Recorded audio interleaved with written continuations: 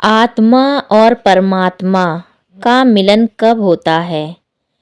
बहुत लोगों को ये नहीं पता। आत्मा परमात्मा का मिलन सत्संग से ही है। मनुष्य शरीर मौज मस्ती के लिए नहीं, इस योनि में किए कार्य से मोक्ष प्राप्त किया जा सकता है। जिस जमीन जायदाद दौलत को आप कहते हैं कि यह मेरा है, इसी को आपके पूर्वज भी मेरा मेरा कहते चले गए, तो ये कैसे मान लें कि यह आपका है? क्या आपको नहीं पता कि आत्मा परमात्मा का अंश है? आत्मा का परमात्मा से मिलन ही मानव जीवन का उपदेश है।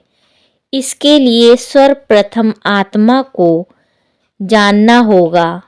आत्मा का प्रत्येक अनुभव करने के लिए पश्चात ही परमात्मा से मिलन संभव है। कहते हैं आगे कहा कि गुरु व ईश्वर में कोई भेद नहीं होता, अर्थात गुरु ही शिव है, गुरु ही देव है व गुरु के बिना मनुष्य के जीवन में कुछ नहीं।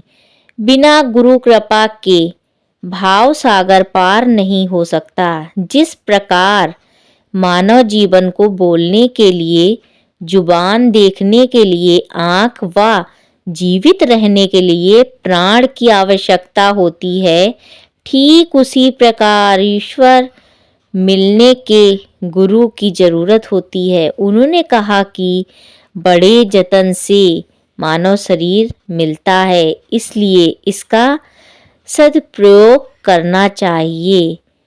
अगर आप नेकी की राह पे चलोगे, हमेशा नेक कार्य करोगे, कभी किसी का बुरा नहीं करोगे, कभी किसी से जानबूझ के लाभ नहीं उठाओगे, तो आपको भी आत्मा से परमात्मा का मिलन होगा ही। भगवान कहते हैं कि जीवित रहते हुए जो व्यक्ति सत्कर्म को करता है और गलत कार्य से दूर रहता है, उनकी आत्माएं स्वर्ग में जाती हैं और स्वर्ग में जीवित को तमाम तरह की सुख सुविधा उपलब्ध कराई जाती है। लोग अगर धरती पे रहकर गलत कार्य करते हैं तो उनको नरक का भागी बनना पड़ता है। आत्मा को ना तो छुआ जा सकता है, ना देखा जा सकता है और ना ही नष्ट किया जा सकता है।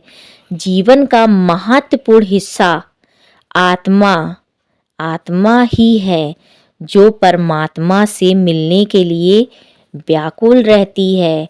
कहते हैं सूर्य और ध्रुव के बीच जो 14 लाख योजना का अंतर है, उसे स्वर्ग कहते हैं। हिंदू धर्म में संस्कृत शब्द स्वर्ग को मेरु पर्वत के ऊपर के लोकों हेतु प्रयुक्त होता है। यह स्थान है, कहते हैं, यमलोक में आत्मा के 24 घंटे रहने के बाद आत्मा को पुनः अपने परिजनों के पास 13 दिनों के लिए भेज दिया जाता है। क्या ये सत्य है? हाँ, ये सत्य है। उनको इसलिए वहाँ भेजा जाता है कि वो अपने आँखों से देखें कि उन्होंने क्या पुण्य किए, क्या पाप किए, कितने अपने हैं, कितने पराए हैं। सिर्फ ये देखने के लिए ही वहाँ उनको नीचे भेजा जाता है। आत्मा हमेशा देखने के लिए कुछ आत्माएं 10 और कुछ 13 दिन में दूसरा शरीर धारण कर लेती हैं, इसलिए 10वां व 13वां मानते हैं। कुछ सावन माह में अर्थात लगभग 37 से 40 दिनों में। बहुत कम ऐसे लोग हैं जिन्हें 40 दिन के बाद शरीर नहीं मिल पाता।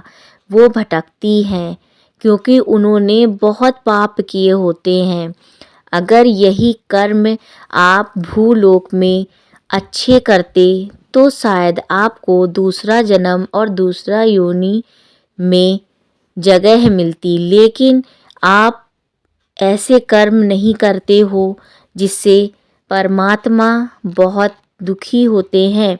परमात्मा हर जगह है, वे सभी जीवों में विद्यमान है। हमें उन्हें अपने भक्ति और प्रेम के माध्यम से महसूस करना चाहिए, क्योंकि वे हमेशा हमारे पास हैं और हमें सभी परिस्थितियों में गाइड करते हैं।